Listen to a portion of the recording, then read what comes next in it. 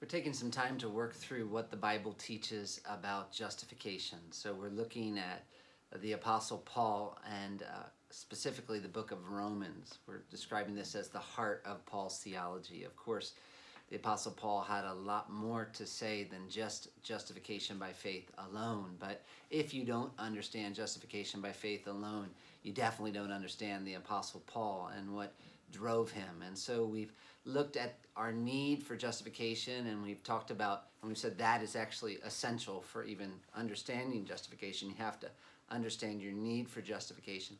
Then we looked at the meaning of justification. And now we're beginning to think through the importance of justification. Why is this such an important doctrine?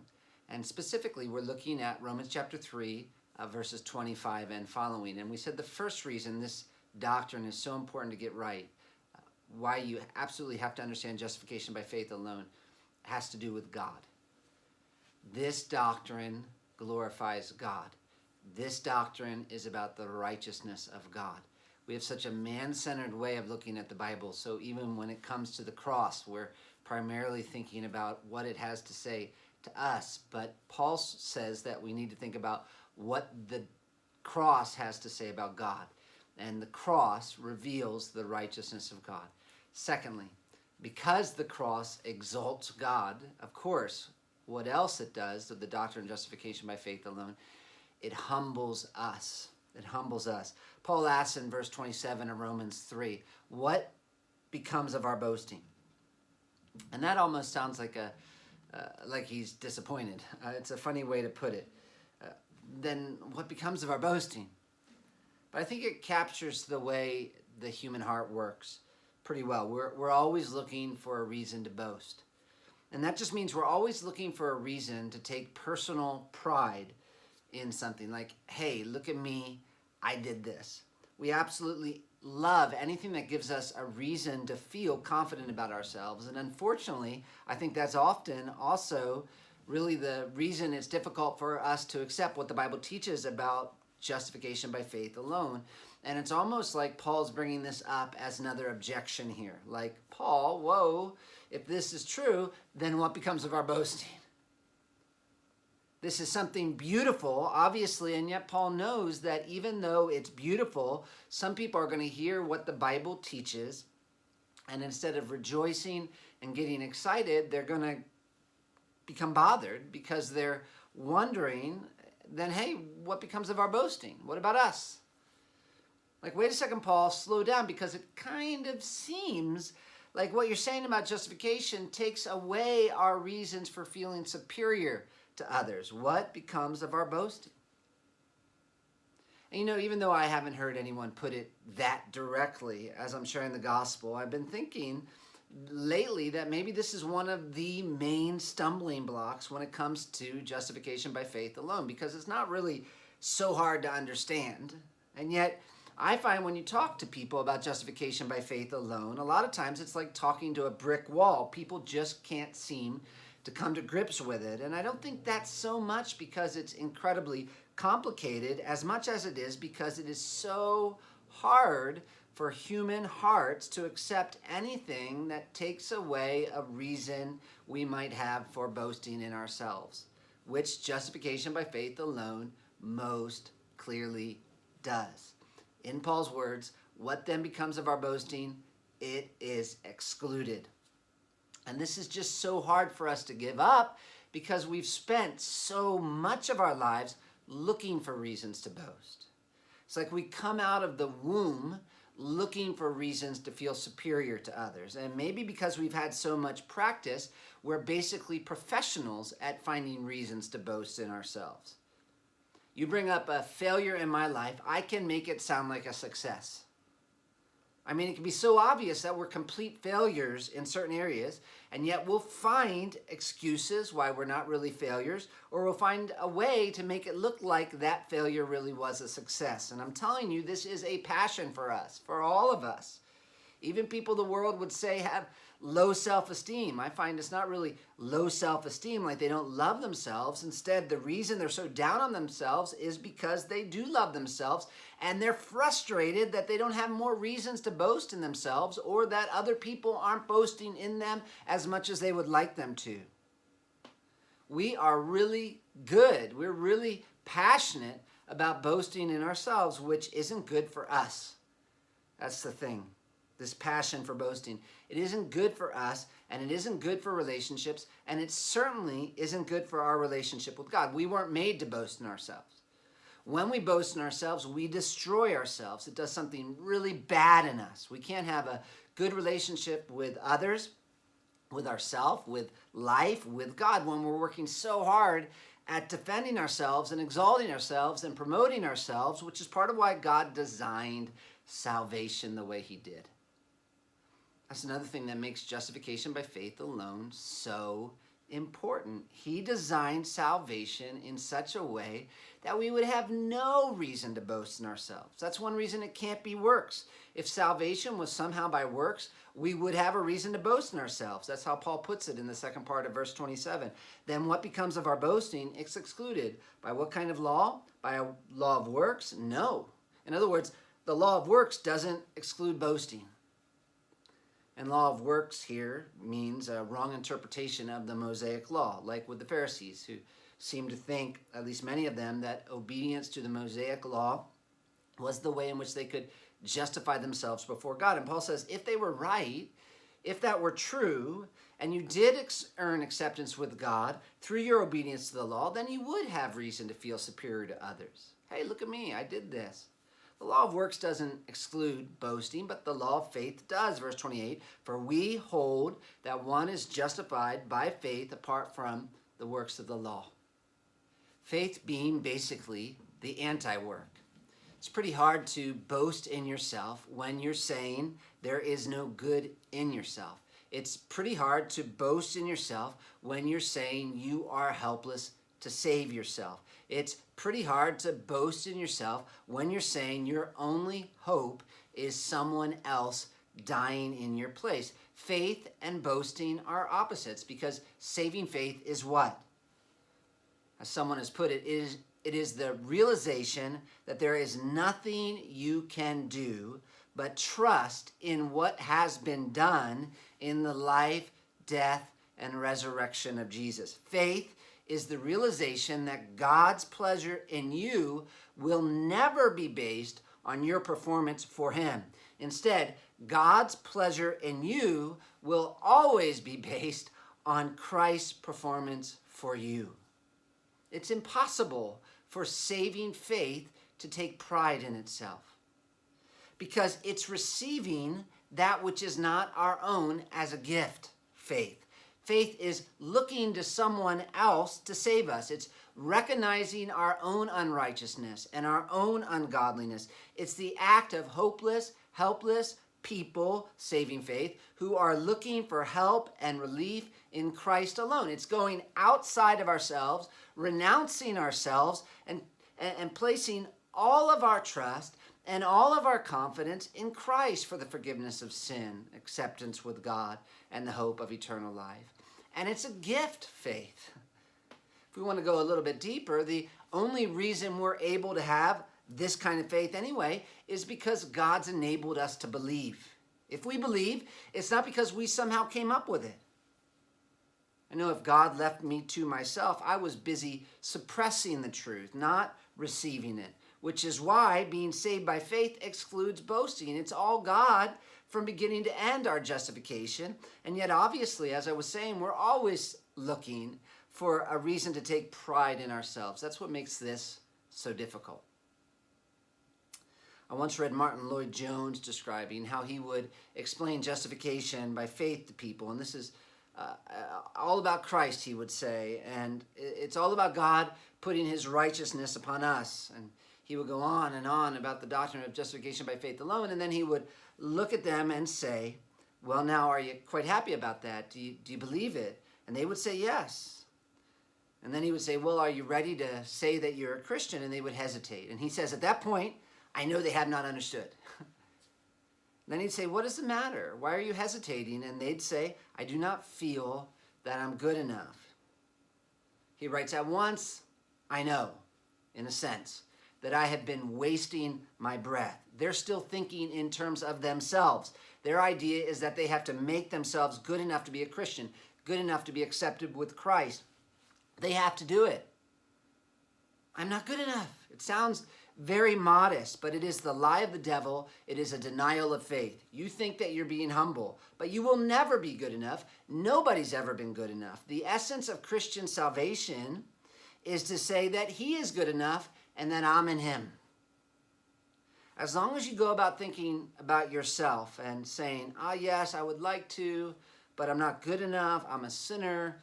I'm a great sinner. You're denying God, and you will never be happy. You'll continue to be cast down and disquieted in your soul. You'll think that you're better at times, and then again, you'll find out that you're not as good as you thought you were. You read the lives of saints, and you realize that you're nowhere, so you keep on asking, what can I do? I feel like I'm not good enough. Forget yourself. Forget all about yourself. Of course you're not good enough. You will never be good enough.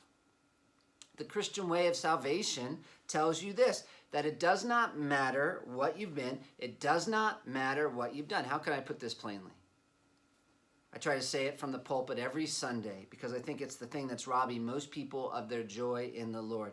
It does not matter if you've almost entered into the depths of hell, if you're guilty of murder as well as every other vile sin. It does not matter from the standpoint of being justified with God. You're no more helpless than the most respectable, self-righteous person in the world because the whole way God designed salvation was so that we couldn't boast in ourselves. That's justification by faith. That's why it's important. In fact, this is one way to test your view of salvation and whether or not you really understand the central message of Christianity.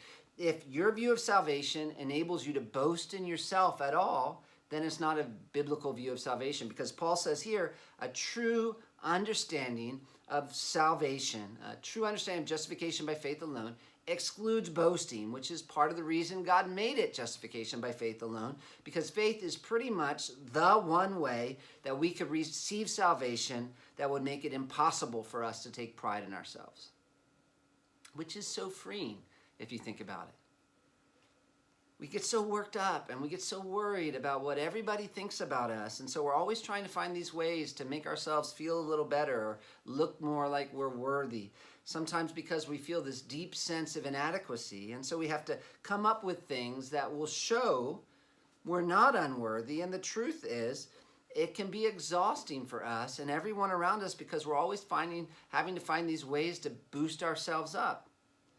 If someone confronts us, no, they can't confront us. How dare they confront us? They have to know we're good.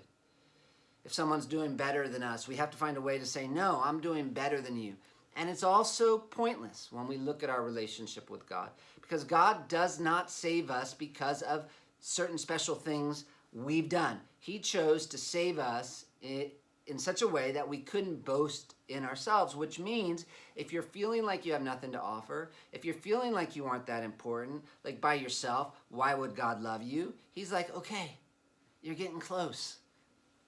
You just need to take the next step, which is to realize that if you put your faith in Jesus, he does love you and he does save you.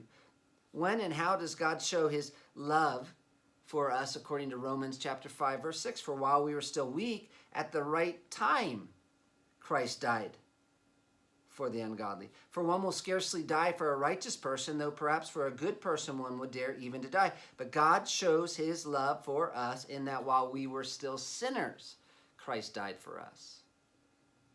Justification by faith is important because it glorifies God, it humbles us, and third, it unites Christians. One of the reasons that Paul wrote the book of Romans, for a little background, was because there was some tension between Jewish and Gentile believers, and you can understand that. In Paul's day, this was like the single biggest division there was. In the world today, we think of the division between rich and poor or black and white. Paul thought of the division between people who were Jews and people who were not. And even after people became Christians, it still was a problem. A lot of it having to do with the fact that Jews thought Gentiles had to become Jewish to really be part of the people of God. And while that's not a problem we have to consider that much today, there are still all these other things that divide us, like race or education. Really will divide over anything. And so while it's kind of amazing that you can be proud of the color of your skin and divide from others on the basis of that, I mean, it's weird, but people do it. And if it's not race, it's our position. Someone has money, someone else doesn't. The person with money feels superior to the person who doesn't. The people who have less, they feel angry at the people who do. Even education, someone in the family is super smart. He goes to school, he gets a good education, and he starts feeling superior to everyone else in his family who didn't, and they start getting angry at him as well because they're like, who does he think he is? As we look at this world, there are all kinds of things that divide us, and the world doesn't really have a solution because it can't deal with the fundamental problem, which is part of what I love about what the Bible teaches about justification, because it does. It deals with this problem. Justification by faith alone is important because it's the one thing that can unite us. First, by showing us the problem. The Jews felt better because they had the law and they had something called circumcision. And so if they wanted to be justified, they would hold this up as their little badge. We have the law. We have circumcision, which of course made them feel superior to everyone else, which is why Paul takes them back to the law of God and shows them that it doesn't do them any good, really, if they don't obey it, which they didn't and they couldn't. And when it comes to God, we're all in the same position. There's not anything any of us have that we can show to God as a reason he should save us. There's nothing any of us have where we can go to God and say, look at this, I'm a little bit better than the people around, so maybe you should let me in. No. We've learned, of course, most of us, that we can't go around saying we think we're better than others, but we have so many problems in our relationship with other people because deep down we do think we're better than others. Our culture is better than your culture. Your race or our race is better than your race.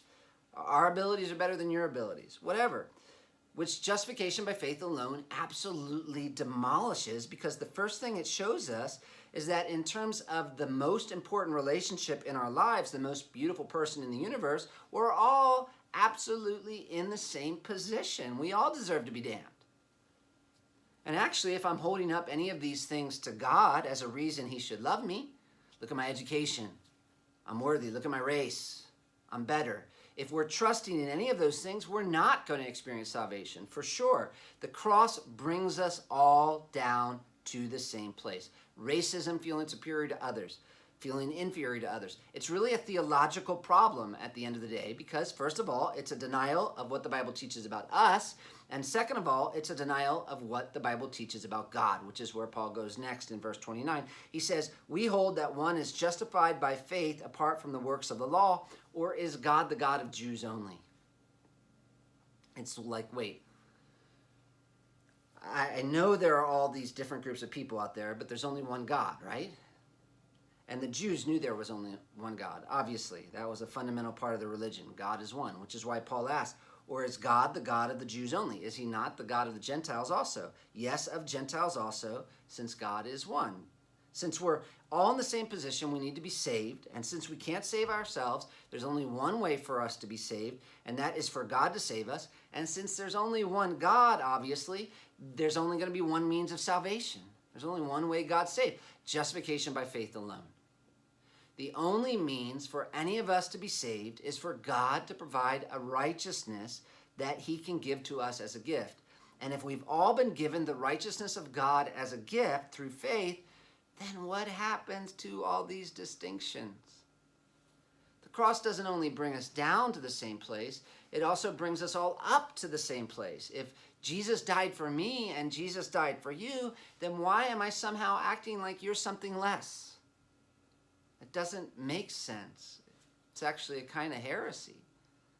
If I was so sinful that God had to pour out his wrath on his own son for the sins I committed, then how am I acting like I'm somehow better?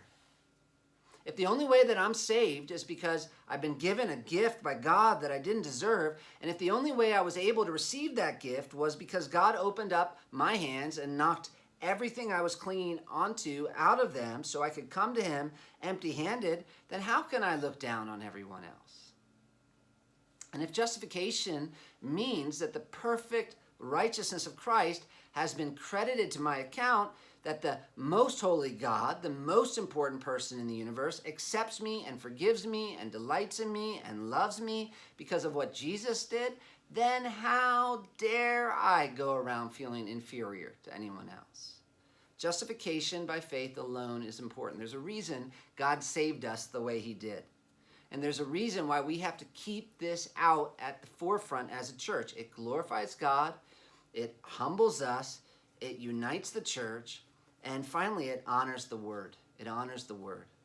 Here Paul says the law. Do we then overthrow the law by this faith? By no means. On the contrary, we uphold the law. In Paul's day, some of the people who were attacking the gospel would do so by saying, you know what, this minimizes the law. And Paul says actually the opposite. It honors the law. First of all, it's what enables us to obey it.